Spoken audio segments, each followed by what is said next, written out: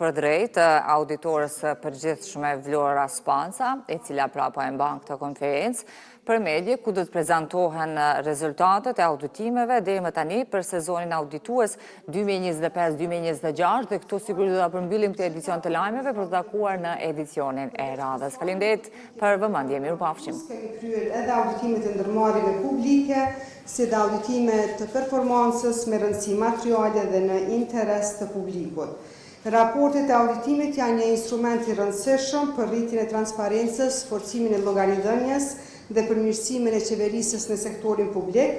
Nëpërmjet tyre synojmë të kontribuojmë në përdorimin më efikas, efektiv dhe të përgjegjshëm të burimeve publike në interes të qytetarëve.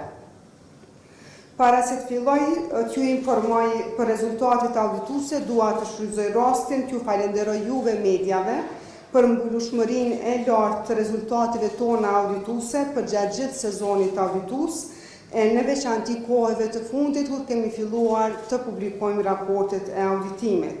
Kjo veçanërisht mendoj se është shumë e rëndësishme për faktin se ende nuk kemi Kuvendin e Republikës Kosovës të themeluar, i cili përmes rezultateve tona të auditimit do t'i mbante llogaridhënës institucionet përgjegjëse për shpenzimin e paras publike. Sipas planit auditues të përmendur, kemi planifikuar të kryejmë gjithsej 145 auditime, për të cilave janë publikuar 102. Deri me 30 qershor përfundohen dhe publikohen 88 auditime të detyrueshme të rregullsisë, 12 të ndërmarrjeve publike, përderisa auditimet tjera të pajtueshmërisë, performancës dhe atyre të klasifikuara, si dhe auditimeve të projekteve të Bankës Botërore, pritet të përfundohen sipas planit për gjatë vitit. Raporti vjetor i auditimit për buxhetin e Kosovës pritet të dorëzohet Kuvendit të Republikës Kosovës jo më vonë se 31 gusht të këtij viti. Dëshiroj të vendos vëmendjen tuaj se në planin auditues i cili është dorëzuar në Kuvendin e Republikës së Kosovës dhe i publikuar në webfaqen e zyrës nuk kanë qenë të përfshira nën temat të auditimit të pajtueshmërisë, për të cilat tashmë ka filluar auditimi. Temat e përzgjedhura janë menaxhimi i detyrimeve buxhetore që rezultojnë me vendime gjyqësore dhe përmbarimore, eficienca e energjisë në ndërtesat publike, Komuna e Prishtinës, vlerësimi i monitorimit dhe zbatimit të skemës së granteve në Ministrinë e Zhvillimit Rajonal në kuadër të programit për zhvillim rajonal të balancuar, menaxhimi dhe monitorimi i subvencioneve në fushën e sportit në Komunën e Prishtinës, furnizimi me produkte për personat paraplegjik dhe tetraplegjik në SHSKUK, si dhe menaxhimi pronave të dhëna me qira në Komunën e Lipjanit, Komunën e Skënderajt, Komunën e Gllokocit, si dhe në Komunën e Gjakovës. Të nderuara media, deri më tani në këtë sezon audituese kemi publikuar gjithsej 94 raporte të auditimit të rregullsisë, prej tyre 14 raporte për ministrit, 13 raporte për komuna, 30 raporte për institucionet e pavarura, përfshirë Kuvendin e Kosovës, zyrën e kryeministrit, zyrën e presidentit dhe SHSKUK-n, raporti për radio televizionin e Kosovës, 9 raporte të ndërmarrjeve publike, si dhe 2 auditime të veçanta për pasqyrat e veçanta të Korporatës Energjetike të Kosovës për nevojat e ZRS dhe KPMM-s. Sa i përket raporteve të auditimit dhe të performancës, deri më tani kemi publikuar 4 raporte, ndërsa sot pritet të publikohen edhe 3 raporte tjera të auditimit të performancës, përderisa një raport i performancës është dërguar tek institucionet kompetente. Ndërsa raportet e Ministrisë së Punëve të Brendshme, Komunës së Vitis, Trepçës, Fondit të Sigurimeve Shëndetësore dhe Fondit të Mirëbesimit do të publikohen jo më larg se 30 qershor. Për 94 raporte të publikuara të auditimeve financiare dhe të pajtueshmërisë, deri më tani janë dhënë 55 opinione të kualifikuara, që do të thotë opinione jo të mira, për 9 janë për ministri, 33 komuna, 8 institucione të pavarura, 35 opinione të pamodifikuara, që do të thotë opinione të mira, për 4 komuna, për 5 ministri, si dhe për 24 institucione të pavarura. Për ndërmarrjet publike kemi dhënë 4 opinione të kundërta, dhe atë për hidrodrinin, për KRM unitetin, për KRM pastërtia, si dhe për stacionin e autobusëve, dhe 5 opinione të kualifikuara për Kostin, Kekun, KRU Prishtina, Ibër dhe Pencen dhe Termokose. Dua të shpjegoj se opinionet e auditimit janë kualifikuar për shkak se cilësia e raportimit financiar nuk ka qenë në përputhje me standardet, kërkesat ligjore dhe regulative.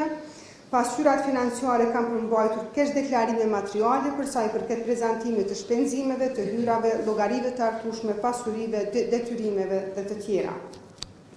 Sa i përket konkluzioneve të auditimit për pajtueshmërinë me ligjet dhe rregulloret, janë dhënë 31 konkluzione të pamodifikuara, 58 të kualifikuara dhe 3 konkluzione të kundërta. Konkluzionet e kundërta të pajtueshmërisë janë dhënë për KRM Pastërtia, stacionin e autobusëve, si dhe për komunën e Prishtinës. Sa i përket pajtueshmërisë me kornizën ligjore, çështjet kryesore që kanë ndikuar në konkluzionin jo të mirë si për nivelin qendror dhe lokal e po ashtu edhe për ndërmarrje publike, po i përmendi disa. Mos respektimi rregullave për procedurat të prokurimit publik, nënshkrimi kontratave për projekte kapitale në mungesë të mjeteve buxhetore, vonesa në realizimin e projekteve, procesi subvencionimit është përcjellë me mangësi nga planifikimi drejt tek monitorimi dhe zbatimi i tyre, kontraktimi i projekteve rrugore pa leje ndërtimore, moskryerja e procedurave nga Ministria për Bartje të Pronësisë tek komunat përkatëse, vonesa në pagesën e faturave për te afatit ligjor për 30 ditë, pranimi i mallit pa përmbushje të plotë të specifikave teknike, komunat nuk kanë arritur të realizojnë inspektimin e së paku 20% të pronave të palojshme, angazhimi i punonjësve për pozita të rregullta të punës me kontrata për shërbime të veçanta, si dhe mosbatimi i procedurave të prokurimit për angazhime të tilla, menaxhimi jo i duhur i pronave të dhëna me qiro, angazhimi i shërbimeve të auditimit nga auditori privat për kundër faktit se ndërmarrja ishte subjekti i auditimit nga zyra kombëtare e auditimit, mos përditësimi kontratave të punësuarve bazuar në vendimet e bordit për rritjen e pagës dhe vlerën e saktë të shujtës, mos përfundimi pranimit teknik dhe funksionalizimit të pasurisë, menaxhimi i kontratave nuk ishte administruar përmes platformës së prokurimit elektronik, ndërmarrjet publike nuk ishin hartuar dhe azhurnuar rregullore sipas kërkesave ligjore për afarizmin e ndërmarrjes. Të nderuara media, për shkak të interesit publik, ndjeshmërisë së infrastrukturës kritike, materialitetit të lartë financiar dhe mangësive të identifikuara, dua të flas më shumë sot për rezultatet e disa nga auditimeve të kryera, siç është auditimi i pasqyrave vjetore financiare për komunën e Prishtinës, auditimi i performancës mbrojtja dhe siguria e digave, efektiviteti i shërbimeve të ngrohjes qendrore në Termokos, efikasiteti dhe efektiviteti i administrimit të pronave nga Agjencia Kosovare për krahasim dhe verifikim të pronës, si dhe sistemi elektronik për menaxhimin e studentëve. Raporti i auditimit për pasqyrat vjetore financiare për vitin 2025 për komunën e Prishtinës ka rezultuar me 25 rekomandime, nga të cilat 14 janë të rekomandime të përsëritura, 3 janë pjesërisht të përsëritura dhe 8 rekomandime janë rekomandime të reja. Auditimi i komunës ka rezultuar me opinion të kualifikuar si pasojë e mangësive materiale në pasqyrat vjetore financiare, çështjet të cilat kanë ndikuar në opinionin e auditimit për komunën e Prishtinës janë si në vijim. Në 52 raste, në vlerë totale prej 7.7 milion euro, shpenzimet ishin klasifikuar në kategori ekonomike jo adekuate, përfshirë pagesa nga vendime gjyqësore, përmbarimore dhe pagesa tjera të realizuara nga komuna, duke ndikuar në paraqitjen jo të saktë të shpenzimeve në pasqyra. Detyrimet kontingjente në pasqyrat vjetore financiare ishin mbivlerësuar për 27 milion euro si rezultat i prezantimit jo të saktë të lëndëve gjyqësore. Obligimet e papaguara ishin paraqitur 2 herë në pasqyrat vjetore financiare, duke rezultuar në mbivlerësim të detyrimeve për shumën prej 164.000 euro, dhe llogaritë e artueshme në pasqyrat financiare vjetore ishin mbivlerësuar për 680.000 euro. Sa i përket pajtueshmërisë me ligjet dhe rregulloret në fuqi, kemi dhënë konkluzion të kundërt që nënkupton se transaksionet, aktivitetet dhe proceset e komunës të ndërlidhura me transaksionet gjatë vitit nuk ishin kryer në pajtueshmëri me kornizën ligjore. Çështjet kryesore të cilat kanë ndikuar në konkluzionin e pajtueshmërisë, po i përmendi disa prej tyre: dobësinë e menaxhimin, monitorimin dhe shfrytëzimin e pronës komunale në kuadër të projektit, modernizimi i arsimit përmes inovacionit dhe trashëgimisë.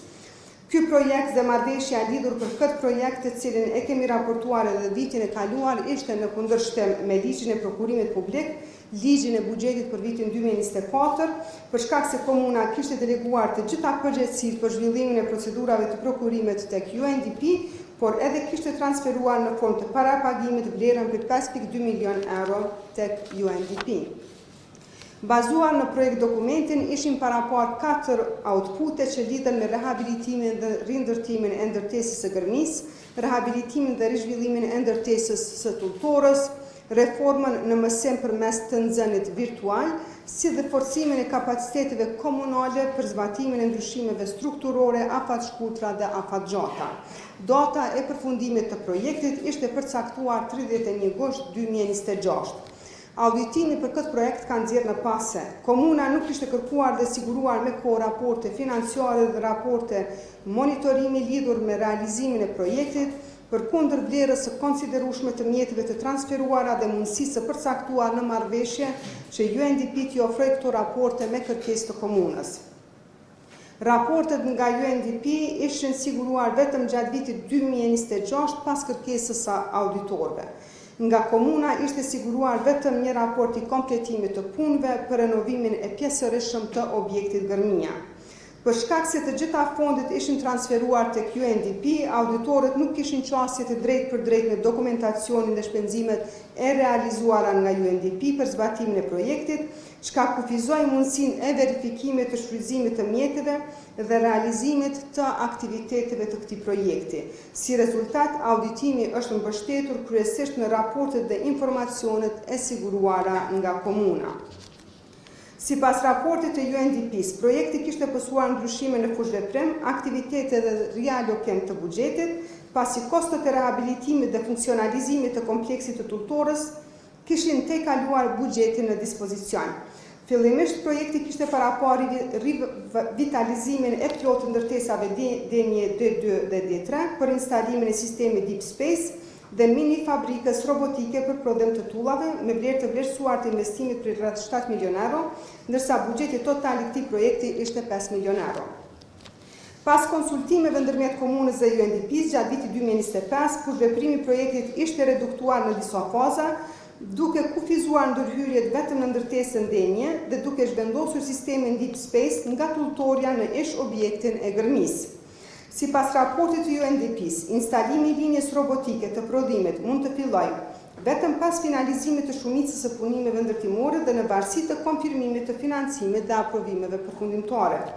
Përkundër këtyre ndryshimeve, komuna nuk kishte siguruar analiza apo dokumentacion të mjaftueshëm lidhur me ndikimin e tyre në arritjen e objektivave të projektit dhe nuk ishte evidentuar ndonjë aprovim formal për ndryshimin e fushveprimit.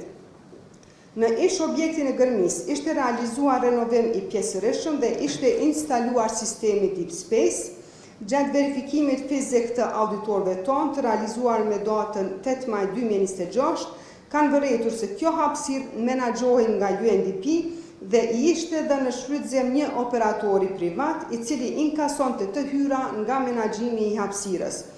Komuna nuk kishte mekanizma monitorimi dhe kontrolli lidhur me të hyrat e realizuara, si dhe nuk kishte përcaktuar ndonjë përfitim financiar për komunën.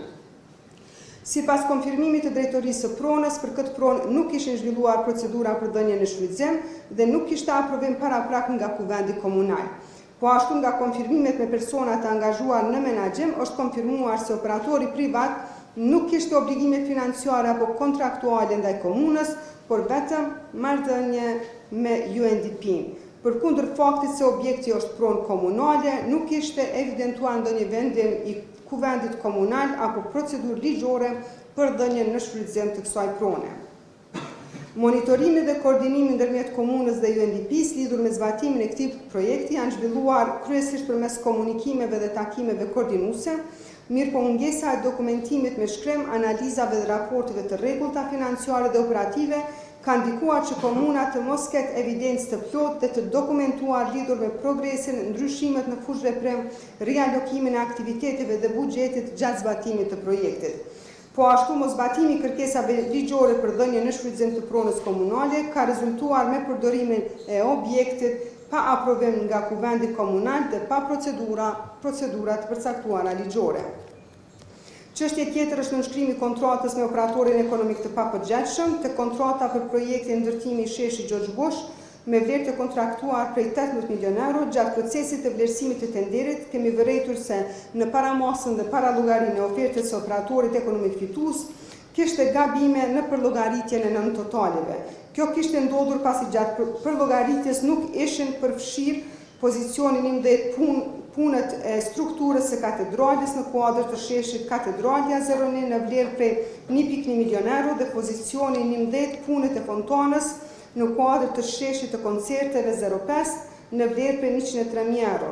Si rezultat, vlera totale e ofertës së përllogaritur nga operatori ekonomik kishte rezultuar 18 milion euro 162.896 euro, ndërsa pas përfshirjes së këtyre pozicioneve të cilat ishin pjesë e paramasës dhe parallogarisë së tenderit, vlera totale rezulton mbi 90 milion euro apo 1.2 milion euro më shumë. Diferenca identifikuar përfaqëson rreth 7% të vlerës së ofertës dhe te kalon pragun e lejuar prej plus minus 2% të përcaktuar me rregullore. Përkundër kësaj, Komisioni i Vlerësimit nuk kishte identifikuar dhe trajtuar gabimet aritmetike sipas kërkesave të rregullores, kishte rekomanduar operatorin ekonomik për shpërblim të kontratës dhe kontrata ishte nënshkruar bazuar në vlerën e pakorrigjuar të ofertës.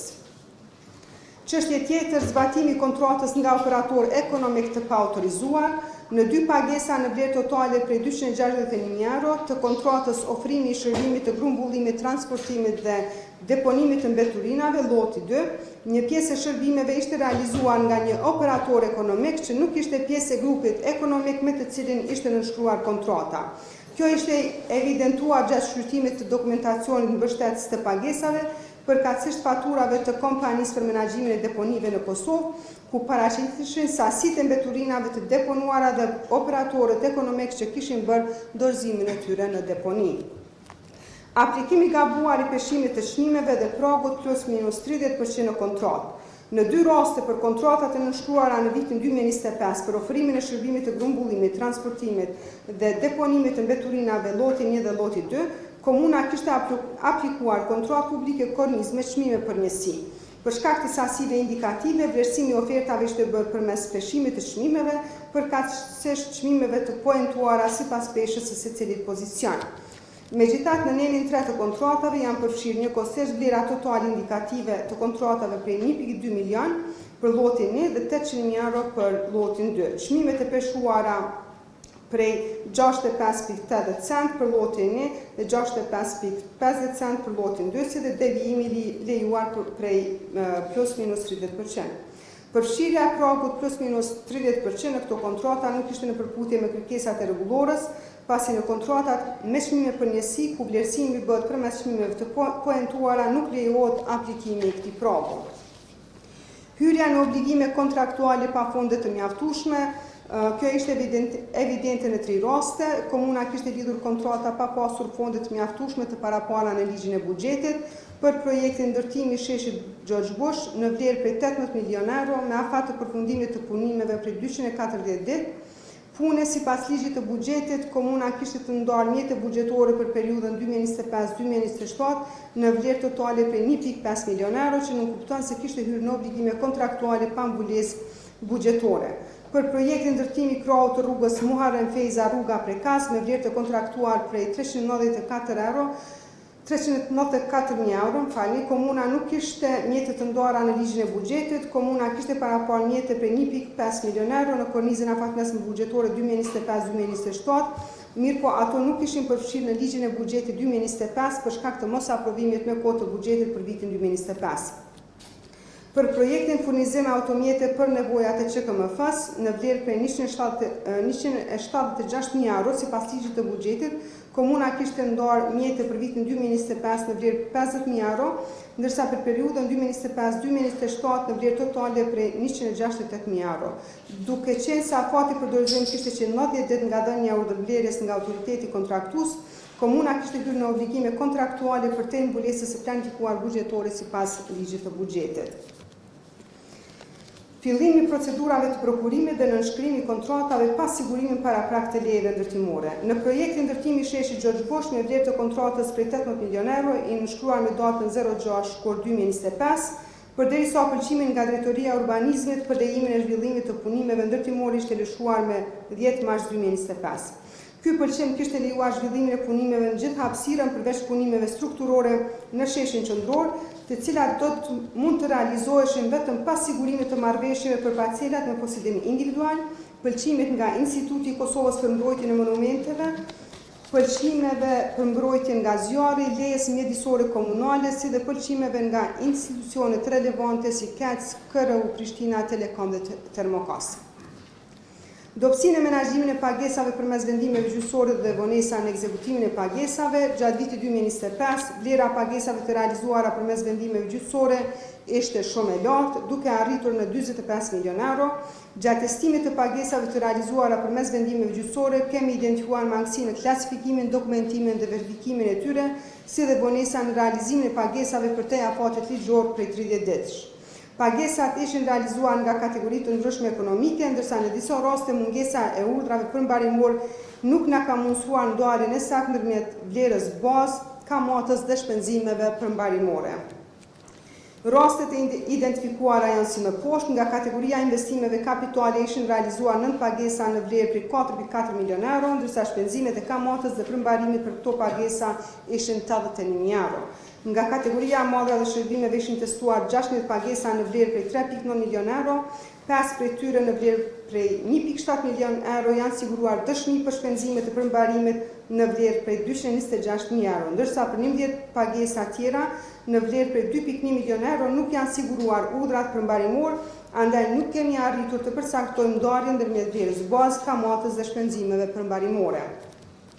Po ashtu për një pagesë realizuar nga kategoria subvencioneve për paga dhe meditje në vlerë për 134.000 euro, nuk janë siguruar urdhrat përmbarimor me qëllim të verifikimit dhe ndarjes së shpenzimeve. Në një rast tjetër tek një vendim gjyqësor i paguar nga kategoria e madhe dhe shërbimeve në vlerë për 147.000 euro, për paga jubilare kemi vërejtur se shuma prej 11.000 euro kishte të bënte me 2 punonjës për të cilët debitor nuk ishte Komuna e Prishtinës, por Ministria e Punëve të Brendshme. Megjithatë, pagesa ishte realizuar nga komuna, pasi këta punonjës ishin përfshirë në dokumentacionin e dorëzuar të përmbarimit. Gjithashtu nga testimi 22 pagesave tek investimet kapitale në vlerë të përgjithshme për 5,3 milion euro, si dhe pagesave tek madra dhe shërbimet në vlerë totale për 2,7 milion euro, kemi vërejtur se faturat ishin paguar me vonesë për te afatit ligjor për 30 ditësh. Vonesat në pagesë kanë qenë nga 9 deri në 131 ditë.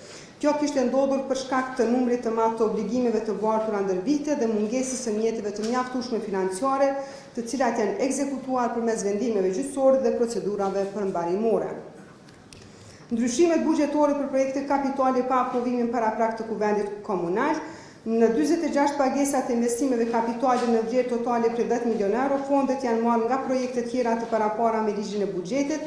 Në 43 raste në vlerë për 9,9 milion euro, pagesat janë realizuar bazuar në kërkesat e drejtorëve të drejtorive përkatëse dhe me aprovim të kryetarit, ndërsa në 3 raste në vlerë për 212.000 euro, pagesat janë realizuar pa urdhëresë përkatëse. Si rasti ku janë vërejtur më shumë jetë të marra nga projekte tjera kapitale, janë pagesa faturës në vlerë për 500.000 euro për projektin ndërtimi i sheshit Gjergj Bosh, ku fondet janë marrë nga 15 projekte të ndryshme kapitale, si dhe pagesa në vlerë për 173.000 euro për projektin ndërtimi i shkollës në lagjen Kalabria, ku mjetet janë marrë nga 8 projekte të ndryshme. Ndryshimet në kushtet e kontratës pa aprovimet e duhura. Në 4 kontrata për punë kemi identifikuar ndryshime në sasi të realizuara të disa pozicioneve, përmes rritjes apo zvogëlimit të sasive të kontraktuara, ndërsa në disa raste pozicionet e kontraktuara nuk ishin realizuar fare. Edhe pse këto ndryshime nuk ishin ndikuar në rritjen e vlerës totale të kontratës, ato ishin autorizuar vetëm nga menaxherët e kontratave, ndërkaq nuk ishte bërë amandamentimi i kontratave. Ndryshimet janë identifikuar në kontrata CNVM, në kontratën ndërtimi trimbi kalimeve të përkohshme në Aktash, Lakrish dhe Arbri, në vlerë prej 428.000 euro, kishte rritje të sasive në disa pozicione në vlerë prej 19.491 euro, apo deri në 60% rritje krahasuar me sasitë e kontraktuara. Në kontratën ndërtimi rrugëve në lagjen Kodra Trimave në vlerë prej 598.000 euro, kishte rritje të sasive në 5 pozicione në vlerë për 6.000 euro, apo deri në 80% rritje të sasive në pozicionet përkatëse. Në kontratën ndërtimi i bibliotekës në kodër të trimave në vlerë për 418.000 euro, kishte rritje të sasive në disa pozicione në vlerë për 13.000 euro, apo deri në 332% rritjes krahasuar me pozicionet cilat ishin kontraktu. Në kontratën rikonstruimi platos në lagjën Dardania, rruga Bill Clinton, tek Santea, në vlerë për 498.000 euro, kishte rritje të sasive në disa pozicione në vlerë për 12.000 euro, apo deri në 2.35% rritje krahasuar me sasitë e kontraktuara. Dobësinë e zbatimit në projektive kapitale gjatë verifikimit në terren që lidhen me zbatimin e kontratave dhe mbikëqyrjen e punimeve si në VM. Ndërtimi sheshi George Bush në projektin ndërtimi i shkollës në lagjën Kalabria Ritender, gjatë verifikimit fizik të kryer në terren, kemi vërejtur se tek të 2 projekte, menaxherët e projektit ishin angazhuar në terren dhe nuk ishin të njëjtë me personat e deklaruar në ofertën e operatorit ekonomik fitues. Për këto ndryshime nuk ishte siguruar kërkesa apo aprovimi për zëvendësimin e stafit kyç. Tek projekti ndërtimi rrugës A pjesa e parë, kontrata nënshkruar me 24 mars 2023 në vlerë prej 8.4 milion euro, gjatë verifikimit fizik kemi vërejtur se disa pozicione të paguara nuk ishin të vendosura në terren. Konkretisht tek pagesa në vlerë prej 341.000 euro për pozicionin furnizimi, transporti dhe vendosja gurve natyral, ishin paguar 2.835 metra katror, në vlerë prej 138.000 euro, ndërsa në terren mungonin afërsisht 1.200 metra katror, po ashtu për pozicionin furnizimi, bartja, prerja dhe vendosja e skajoreve, ishin paguar 5.435 metra katror, ndërsa në terren mungonin afërsisht 800 metra katror. Këto ishin vetëm disa nga çështjet e identifikuara në auditimin e komunës së Prishtinës. Raporti përmban edhe çështjet e tjera të menaxhimit financiar dhe të pajtueshmërisë, të cilat mund t'i gjeni në raportin e auditimit i cili pritet të publikohet sa gjatë ditës. Të nderuara media, të nderuar qytetarë, përveç auditimeve financiare dhe auditimeve të pajtueshmërisë, zyra kombëtare e auditimit, ashtu siç ju njoftova më herët, ka publikuar 4 raporte të auditimit të performancës, ndërsa sot pritet të publikohen edhe 3 raporte tjera të auditimit të performancës: efektiviteti i shërbimeve të ngrohjes qendrore në Termokos, efikasiteti dhe efektiviteti i administrimit të pronave nga Agjencia Kosovare për Krahasim dhe Verifikim të Pronave, dhe sistemi elektronik për menaxhimin e studentëve. Përderisa raporti i auditimit të performancës, monitorimi, mirëmbajtja dhe siguria e digave është dërguar tek palët përgjegjëse, mirëpo ky raport nuk do të publikohet dhe në vijim do t'ju njoftoj për arsyet e mos publikimit. Për sa i përket auditimeve të performancës, dua t'ju njoftoj se deri në fund të muajit gusht pritet të publikohen edhe 9 raporte tjera të auditimit, e ato janë: siguria e nxënësve në shkollat e mesme dhe të ulta publike në Kosovë, mbështetja e nxënësve me nevoja të veçanta në arsimin fillor, fuqizimi i rolit të grave në pozitat udhëhecëse dhe marrje të vendimeve, furnizimi me barna për shëndetësinë primare dhe sëmundjet e rralla, efikasiteti dhe efektiviteti në procesin e ndërtimeve të larta në komunën e Ferizajt, mirëmbajtja autostradave, zbatimi kriterit tenderi ekonomikisht më i favorshëm në prokurimin publik, sistemi integruar informativ për skemat pensionale dhe sistemi i regjistrimit të bizneseve. Të nderuar përfaqësues të media, fillimisht dua t'ju informoj lidhur me auditimin e performancës, monitorimi, mirëmbajtja dhe siguria e digave në Kosovë. Sot kemi finalizuar raportin e auditimit monitorimi, mirëmbajtja dhe siguria e digave në Kosovë. Ky raport i auditimit nuk do të publikohet, por vetëm i është dërguar palëve përgjegjëse, të cilat janë audituar dhe janë përgjegjëse për zbatimin e rekomandimeve të auditimit.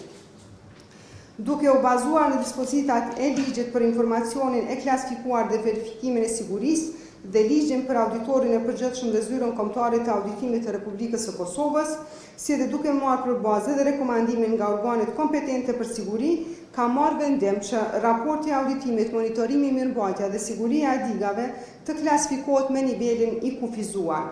Kjo për faktin se të dhënat e paraqitura në raport nuk janë të përshtatshme të jenë të qafshme për publikun e gjerë, pasi mund të cenojnë sigurinë e infrastrukturës vitale dhe aseteve tjera me rëndësi të veçantë, si dhe të ekspozojnë dobësi që mund të rrisin rreziqet për sigurinë publike dhe funksionimin e sigurt të kësaj infrastrukture kritike. Dua t'ju siguroj juve mediave dhe qytetarëve se nuk qëndron asnjë arsye tjetër prapa këtij vendimi. Para se të marrë këtë vendim, kemi ndjekur të gjitha hapat procedurale dhe ligjore për të siguruar se jemi në pajtim me kornizën ligjore dhe prapa këtij vendimi qëndron vetëm mbrojtja e interesit publik. Shfrytëzoj rastin ta falenderoj Agjencinë Kosovare për Inteligjencë dhe Agjencinë për Mbrojtjen e Informacionit të Klasifikuar për mbështetje në këtë proces. Siguria e digave përmbën një aspekt thelbësor të menaxhimit të burimeve ujore dhe mbrojtjes së infrastrukturës kritike në Kosovë. Digat janë objekte strategjike që shërbejnë për furnizim me ujë të pishëm, ujitje, energji elektrike dhe kontroll të përmbytjeve. Objektive këtij auditimi ishte vlerësimi i mënyrës se si institucionet përgjegjëse garantojnë mirëmbajtjen periodike dhe monitorimin efektiv të digave për të siguruar funksionimin e tyre të sigurt. Auditimi është fokusuar në vitin 2021-2024, mirë për çështje krahasimore kemi analizuar periudhën nga themelimi i autoritetit rajonal i pellgjeve lumore në 2004 e deri në vitin 2005, ku edhe po zhvillohet projekti për studime dhe investime në digat kryesore. Auditimi ka përfshirë 3 digat kryesore me rëndësi strategjike, Ujmanin, Bathllavën dhe Badovcin. Në auditim janë përfshirë autoriteti rajonal i pellgjeve lumore në kuadër të Ministrisë së Mjedisit, ndërmarrja publike i Berlepens që menaxhon digën e Ujmanit, kompania rajonale e ujësillësit Prishtina dhe Korporata Energjetike e Kosovës si pronar i digës së Bathlavës. Ky auditim është realizuar si auditim paralel me kontrollin e lartë të Shtetit të Republikës së Shqipërisë në kuadër të bashkëpunimit profesional ndërmjet institucioneve supreme të auditimit. Nëpërmjet këtij bashkëpunimi është mundësuar shkëmbimi i përvojave dhe praktikave të mira në fushën e monitorimit dhe menaxhimit të sigurisë së digave, si dhe krahasimi i çësive institucionale në dy vendet. Procesi i auditimit është mbështetur gjithashtu nga ekspertët e fushës së kontrollit të lartë të Shtetit, të cilët kanë kontribuar në forcimin e aspektit metodologjik dhe në harmonizimin me standardet dhe praktika ndërkombëtare për sigurinë e infrastrukturës ujore. Me këtë rast, shfrytëzoj rastin fakt të shpreh mirënjohjen time dhe falënderimin e veçantë ndaj kontrollit të lartë të Shtetit të Republikës së Shqipërisë dhe ekspertëve të angazhuar në këtë proces për bashkëpunimin profesional, mbështetjen teknike dhe kontributin e çmuar në realizimin e këtij auditimi. Për të adresuar mangësitë e identifikuara, zyra kombëtare e auditimit ka dhënë 24 rekomandime të drejtuara ndaj institucioneve përgjegjëse në nivel qendror dhe operatorëve të digave. Të nderuara media, shpallosjen e rezultateve kryesore të 3 auditimeve tjera të performancës që do të publikohen sot, do të vazhdojë zëvendësi auditori i përgjithshëm, zotëri Bezat Halida.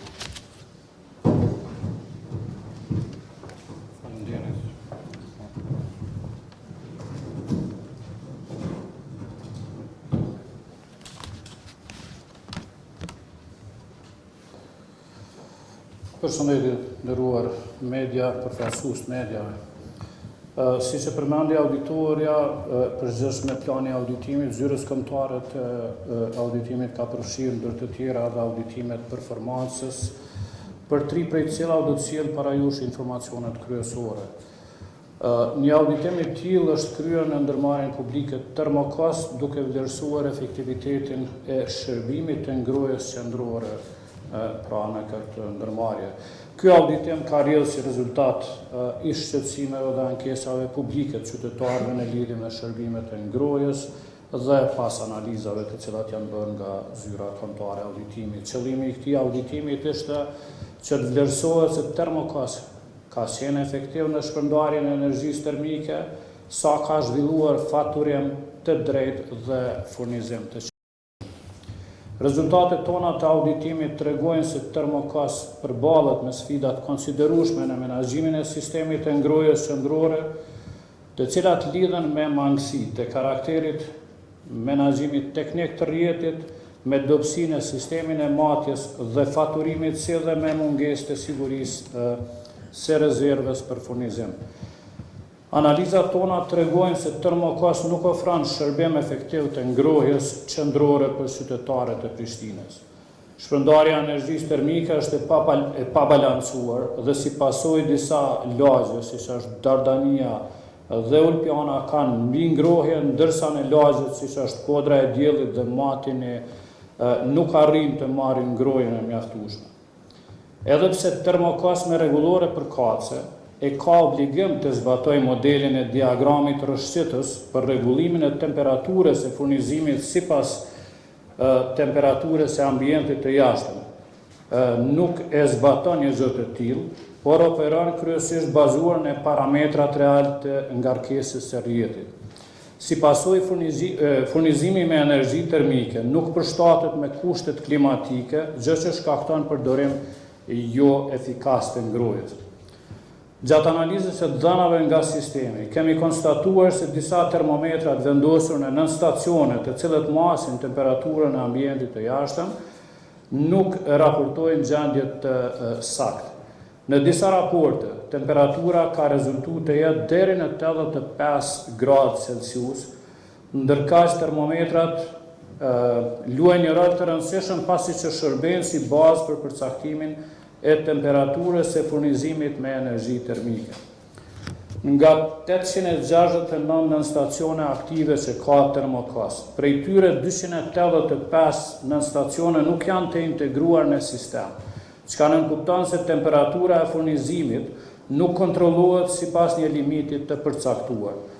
Për më tepër, 59 nën stacione të tjera, përveç mungesës së integrimit në sistem, nuk janë të pajisura me sistem rregullimi funksional dhe vazhdojnë të operojnë pa kontroll adekuat të temperaturës rrjedhëse, duke kontribuar në shpërndarjen jo të njëtrajshme të energjisë termike.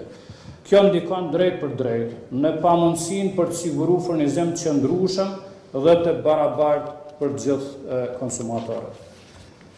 Një çështje tjetër që është identifikuar ka të bëjë me atë se Termokos nuk e zbaton metodologjinë e miratuar nga zyra e rregullatorit të energjisë, por përdor metodologji të pa aprovuar. Zyra e rregullatorit të energjisë në vitin 2022 ka plotësuar dhe ndryshuar me metodologjinë e faturimit për ngrohje qendrore. Megjithatë, Termokos ka vazhduar të përdor një terminologji, në fakt metodologji tjetër të pa aprovuar, e cila lejon forma të ndryshme të faturimit duke përfshirë konsumator me matje dhe me metër katror, pra me sipërfaqe në një objekt të njëjtë banesor, gjë që krijon padrejtësi ndërmjet konsumatorëve. Konsumatorët me matje individuale mund të kursejnë energji dhe të ulin konsumin e tyre, por vazhdojnë të faturohen edhe për një pjesë të konsumit të përbashkët të shpërndarë sipas sipërfaqes. Ndërkohë konsumatorët pa matje individuale faturohen sipas metrit katror, pra sipërfaqes, dhe nuk kanë ndonjë mjet stimulues për kursim. Nga analizimi i faturimit në Termokos, është konstatuar se për të njëjtën periudhë faturimi, një konsumator me matës individual dhe me sipërfaqe prej 111 metra katror është faturuar në vlerën 179.5 euro, ndërsa një konsumator pa matës individual me sipërfaqe të njëjtë, pra 111 metra katror, është faturuar me 117.13 euro, pra është një diferencë substanciale. Nga kjo vërehet se përdorimi i një metodologjie të pamiratuar paraqet rrezik në zbatimin e saj dhe ndikon në trajtim jo të barabartë të konsumatorëve dhe në shpërndarje jo të drejtë të kostos së energjisë termike. Rreth 46.5% e konsumatorëve ende faturohen sipas metrit katror, gjë që nuk pasqyron konsumin real midis atyre me matje individuale dhe atyre pa matës.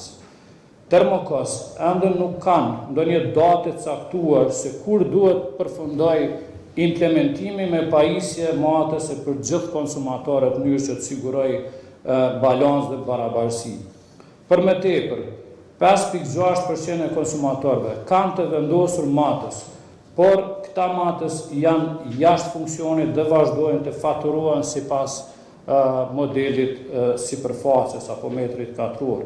Një nga arsyet kryesore për moszëvendësimin e pajisjeve matëse është se mbi 90% e pajisjeve tashme kanë kaluar afatin e garancionit dhe çdo prishje e tyre nënkupton që ata konsumatorë në mënyrë automatike të kthehen në faturim me metër katror.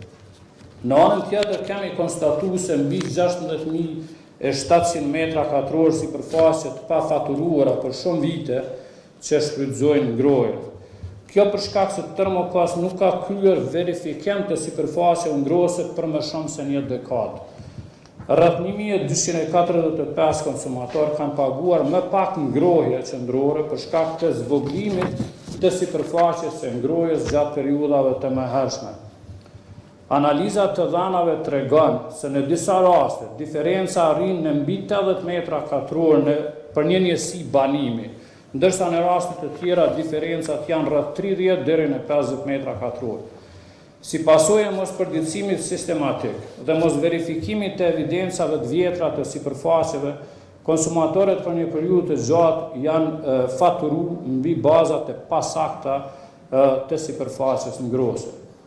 Po ashtu, gjatë verifikimit të mostrave për regjistrimin e konsumatorëve të rinj, kemi konstatuar se në shumicën e rasteve, sipërfaqja e ngrojes merret nga lista të përpiluara nga investitori, të cilat përmbajnë të dhanat e konsumatorëve të ndërtesës, por nuk shoqërohet me planin zyrtar apo me konfirmimin zyrtar nga ana e aksionarit në këtë rast.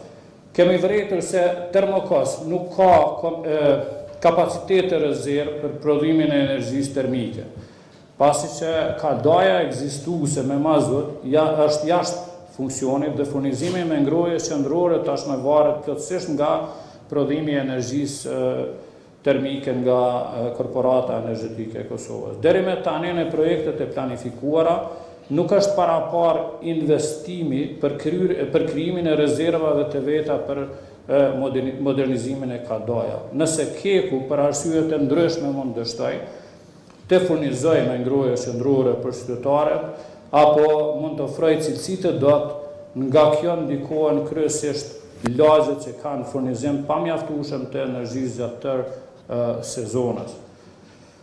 Për të adresuar çështjet e identifikuara me këtë auditim, ndërmarrjes publike Termokos, zyra kombëtare e auditimit i ka dhënë gjysmësejt 9 rekomandime. Një auditim tjetër të cilën e kemi kryer dhe i cili publikohet sot është efikasiteti dhe efektiviteti i administrimit të pronave nga ana e Agjencisë Kosovare për krahasim dhe verifikim të pronës. Auditimi është kryer për të vlerësuar nëse Agjencia Kosovare për krahasim dhe verifikim të pronës ka vendosur mekanizma efektiv që sigurojnë administrim të lehtëshëm, efikas dhe transparent të pronave në administrimin e saj. Rezultatet tona tregojnë se agjencia nuk ka siguruar administrim të mjaftueshëm, efikas dhe efektiv të pronave në administrim. Megjithatë, disa çështje për përmirësim janë identifikuar dhe adresuar përmes këtij auditimi. Sistemi elektronik i administrimit të pronave nuk është funksionalizuar plotësisht, pasi që vetëm një modul i administrimit të pronave është në përdorim, ndërsa modulet e të hyrave dhe financave nuk janë funksionale që nga viti 2018 kur është instaluar ky sistem. Si rrjedhoi të dhanat për të hyra dhe aspektet financiare, administrohen edhe me tutje në mënyrë manuale, pa integrim dhe regjistrim kryesor dhe pa raporte automatike që do të mundësonin mbikëqyrje më të konsoliduar.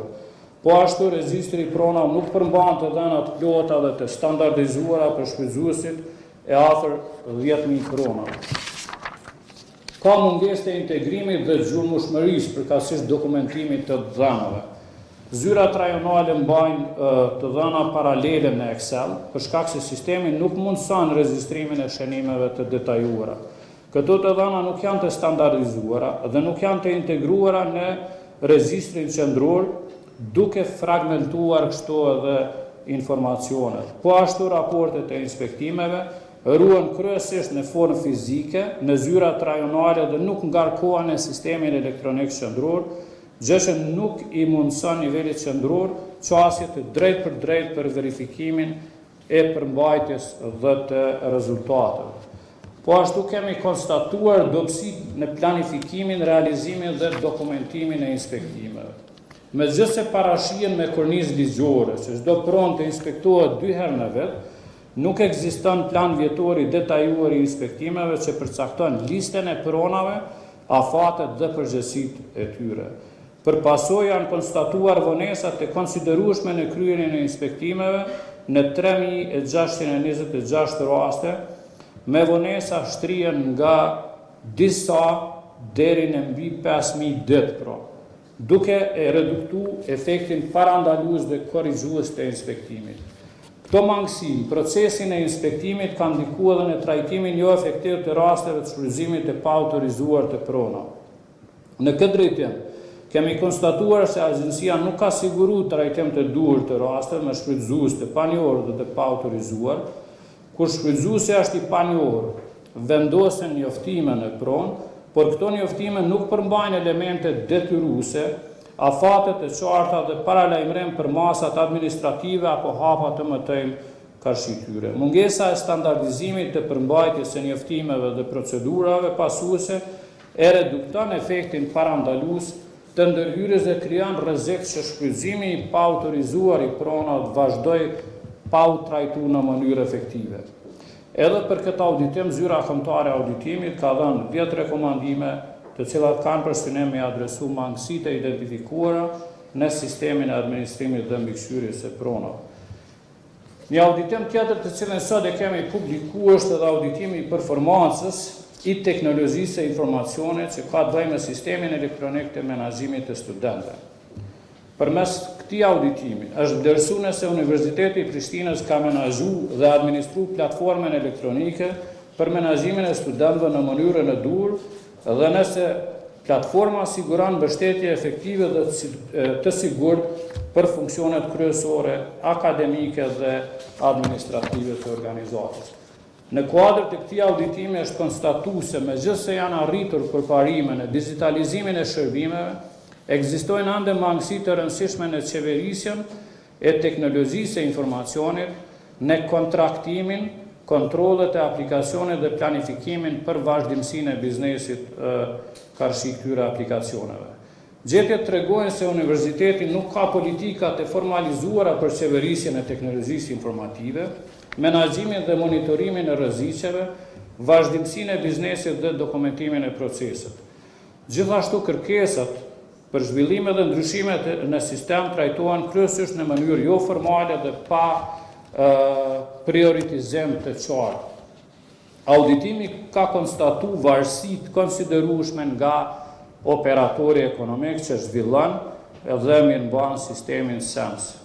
Po ashtu kontratat nuk përmbajnë elementet mjaftueshme për monitorimin e performancës, sigurinë të dhanave dhe menaxhimin e incidenteve.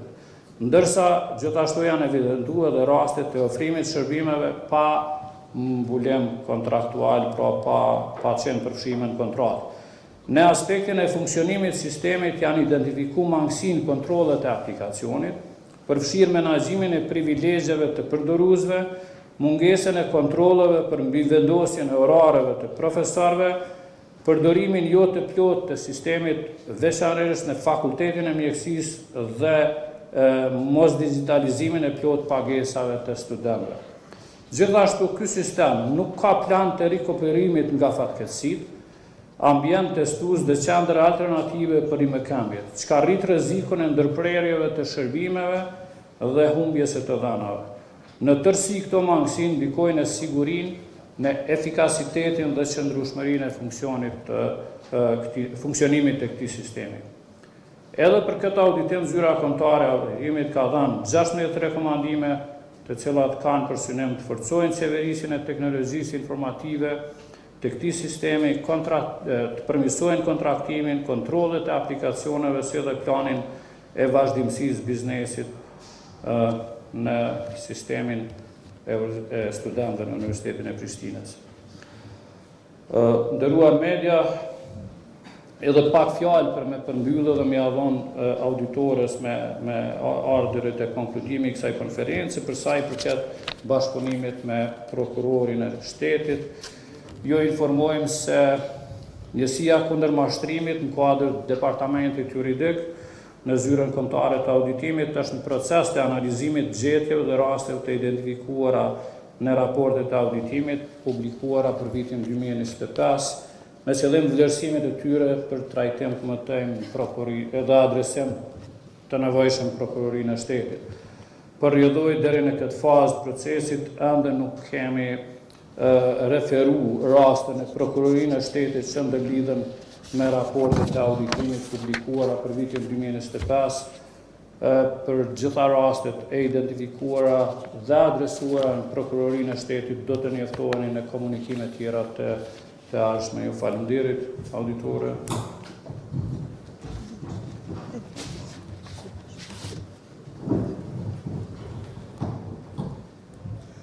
Falenderit zëvendës.